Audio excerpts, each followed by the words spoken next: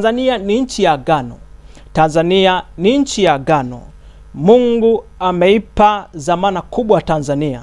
Mungu ameipa dhamana kubwa Tanzania kiroho, kuihubiri injili ya uamsho duniani kote, kuihubiri injili ya uamsho au injili ya siku za mwisho duniani kote, na kuwa mlezi wa kiroho kwa mataifa yote ulimwenguni, na kuwa mlezi wa kiroho kwa mataifa yote ulimwenguni.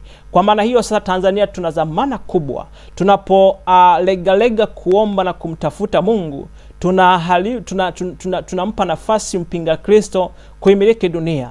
Lakini pia uharibifu tunaupa nafasi kwa mataifa yote. Mataifa yote uharibifu unakuwa ni mkubwa, kwa maana sisi ndio tuliopewa dhamana ya kuhakikisha mataifa yote yanapata msaada Tanzania, kuhakikisha mataifa yote yanapata neno